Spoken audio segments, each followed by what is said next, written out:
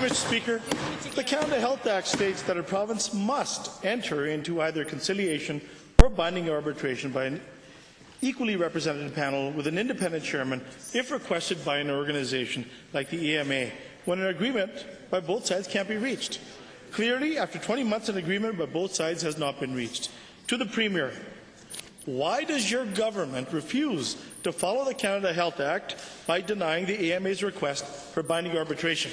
Good. The Honourable Premier.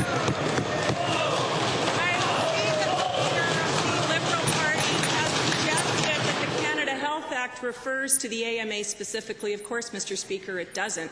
Our health minister right now, in fact, at this very moment, is having discussions with the AMA with respect to ongoing discussions around how to ensure that Albertans are getting the best possible access to health care possible, Mr. Speaker. That is our commitment to Albertans, and that's what we're seeking to achieve.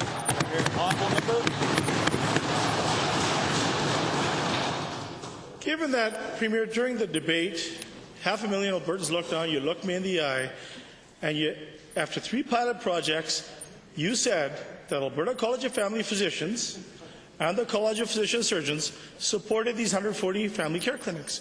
No. And given that the next day, the same Alberta College of Family Physicians said that these comments were misleading and possibly false. Premier, what were they? Were they misleading? Did you misspeak? What were you doing to Albertans on the day of debate? Were you misleading Albertans on that day, Premier? Honourable Premier.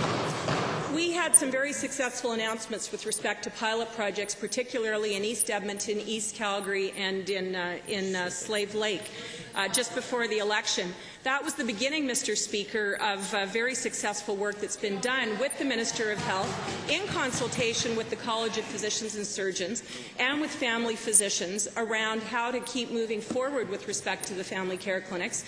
I think that if the honourable member wanted to consult with those organizations, he would find that there have actually been ongoing working groups involving all of those members and officials representing those organizations throughout August and September, ensuring that this will be successful, Mr. Speaker. Honourable Leader of the Liberal Opposition, I think I heard the word misleading in your question just now, so I ask you to revisit that, please, because we had 11 points of order yesterday, and some of them dealt with the word misleading and how it was used. Proceed with your final supplement. Thank you, Mr. Speaker.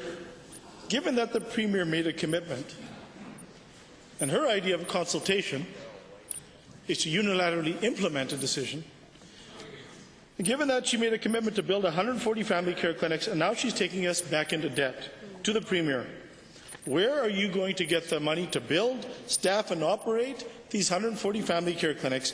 Are you just planning on taking it from the pockets and the hides of Alberta's doctors? And how much are they?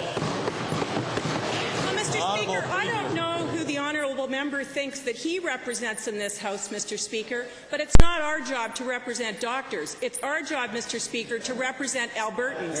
And, Mr. Speaker, our budget clearly sets out that we have the resources to implement 140 family care clinics, which was our commitment during the election, Mr. Speaker, and we're going to stick to that because that's a commitment that we made to Albertans, Mr. Speaker.